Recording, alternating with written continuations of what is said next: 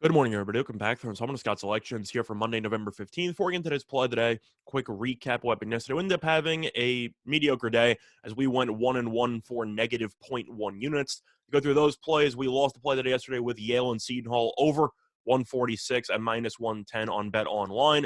I found the line movement in that game pretty fascinating. Opened up at around 145, went up to 146. We ended up taking it because I assumed since there was money on the over, that money would continue overnight. And then you woke up and the line was at 143, completely just dove back down, and the late line movement was right because the game went under. Now, to go through that game, we thought one of these teams would get to 80. That was Seton Hall. They scored exactly 80. But unfortunately for us, Yale was unable to get to 66 points for the push. They scored 44 because a team that was shooting 40% from three, give or take, over the first two games, shot 4 for 30 from the three-point line. Couldn't hit a shot pretty much the entire game, and that ended up killing the over. So it is what it is. I did think Seton Hall's offense would have success. They did, but Yale's offense failed us and ended up going under the total. So lost there, but did win on the NFL joint show with the Bills' first quarter, -3 at minus 110 on DraftKings as they led 10-0 after the first frame against the Jets. So 1-1 for negative zero point 0.1 units. We'll look for a winning day here on Monday. And for the play today, going to the NBA, we'll get a matchup between the Pelicans and the Wizards taking place at around 7 p.m.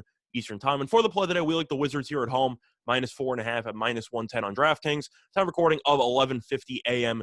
Eastern time. Covering why I like the Wizards in the spot. First of all, to go through both teams so far this season, the Wizards have clearly been better.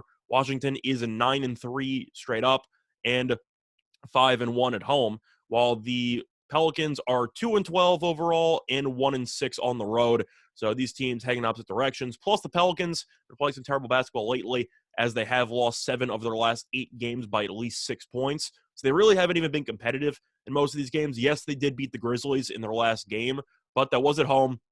They had about 3 straight home games, and now they travel on the road for the first time in about a week. I do think they're going to struggle in this spot. Now, to go through the efficiency numbers, these teams are not even close to one another. Washington ranks 15th in offense efficiency, which is middle of the pack, but New Orleans ranks 25th. So I do think Washington has the better offense as of right now. I'll get into that in a second, though. There are a couple of caveats to throw in there. But defensively is the story of this matchup.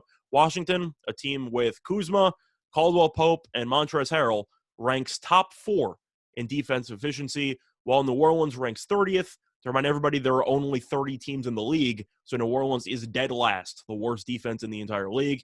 And to go through the injury reports, which kind of impact the offense, Brandon Ingram, of course, is back. He finally returned after missing some time with a hip issue, while Bradley Beal is out for this game for Washington. However, Washington, surprisingly, is 2-0 when Beal does not play this season, as they have fared pretty well without him anyway.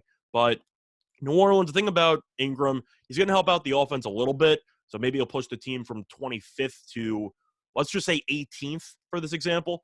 But the issue with Ingram is that he's really not a great facilitator. So even if he's going to end up putting 25 points, etc., he's not going to get you many assists. So I do think that he's not really going to help the overall team scoring. He might just have some pretty good highlights for himself. But if he's going to take away points from other teammates, then you're still going to end up with roughly the same amount of points you usually score. And Washington's defense has been very solid. I do think they'll come up with a good game plan for Ingram. I think they'll do a good job of limiting the other guys. New Orleans really just doesn't have much scoring depth, and I do think that's going to be the issue of this matchup. But the Pelicans have also been terrible when traveling to Washington over the last couple of years, as New Orleans is 0-5 ATS in the last 5 meetings in Washington. So I think that this game should get a bit ugly. I think it'll be close for maybe a half, but we've seen New Orleans fall apart down the stretch, especially in the fourth quarter. And I do think that Washington's defense will eventually take over the game and route to a nice, I'd say, 7-point win in the spots. Play there once again here for Monday. November 15th is going to be on the Wizards, -4.5 at -110 on DraftKings. Bye, everyone.